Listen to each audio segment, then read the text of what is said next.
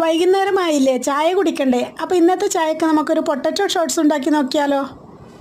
അപ്പോൾ അതെങ്ങനെ ഉണ്ടാക്കുന്നതെന്ന് കാണാം. അതിനുവേണ്ടി ആദ്യം ഉരുളക്കിഴങ്ങ് പുഴുങ്ങി ഉടച്ചെടുത്തിട്ടുണ്ട്.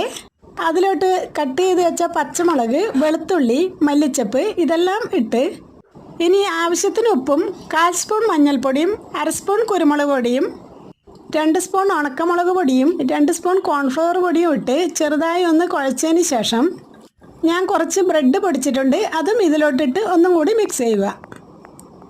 ഇങ്ങനെ മിക്സ് ചെയ്ത് കിട്ടിയ മാവ് ഇതുപോലെ കൈകൊണ്ട് ഷേപ്പ് ചെയ്തെടുക്കണം. ഇങ്ങനെ ഷേപ്പ് ചെയ്തെടുക്കുമ്പോൾ വണ്ണം കുറച്ച് വേണം ആക്കാൻ.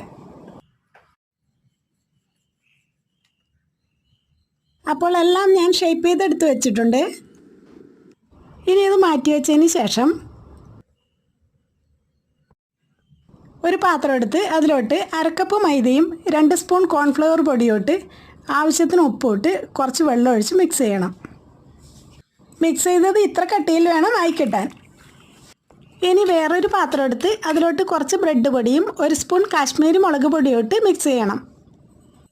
എന്നിട്ട് നേരത്തെ ഉണ്ടാക്കി വെച്ച ബോൾസ് എല്ലാം ഓരോന്നായി മൈദ മിക്സിലോട്ട് മുക്കിയതിന് ശേഷം മിക്സ് ചെയ്ത് വെച്ച ബ്രെഡ് പൊടിയിലും കൂടി ഇട്ട് ഫുള്ള് കവർ ചെയ്തതിന് ശേഷം വേറൊരു പാത്രത്തിലോട്ട് മാറ്റി വെക്കണം. ഇനി ഇതുപോലെ എല്ലാം ഒന്ന് ചെയ്തെടുക്കണം. ഇത് ഉണ്ടാക്കാൻ വളരെ എളുപ്പമാണ്, കഴിക്കാനും നല്ല ടേസ്റ്റാണ്. ഇതിന് ബ്രെഡ് പൊടി എല്ലായിടത്തും പിടിച്ചാൽ മാത്രമേ നന്നായി മൊരിഞ്ഞ് കിട്ടുള്ളൂ. അങ്ങനെ ഞാൻ എല്ലാം ചെയ്തെടുത്ത് കഴിഞ്ഞു. ഇനി ഒരു ചീനിച്ചട്ടി എടുത്ത് അതിലോട്ട് കുറച്ച് എണ്ണ ഒഴിച്ച് നന്നായി തിളച്ചതിന് ശേഷം ഓരോന്നായി ഇട്ട് കൊടുക്കണം. എണ്ണ കുറച്ച് തിളച്ചതിന് ശേഷം ലോ ഫ്ലെയിമിലിട്ട് വേണം ചെയ്തെടുക്കാൻ. ഇത് കൂടുതൽ ഇളക്കാൻ പാടില്ല, പൊട്ടിപ്പോകുന്നതാണ്.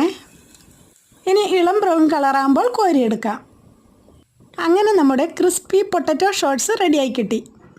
അപ്പോൾ ഈ വീഡിയോ ഇഷ്ടപ്പെട്ടാൽ ചാനൽ സബ്സ്ക്രൈബ് ചെയ്ത് ഒപ്പം ലൈക്ക് ഷെയറും ചെയ്ത് നമ്മളെ സപ്പോർട്ട് ചെയ്യാൻ മറക്കല്ലേ.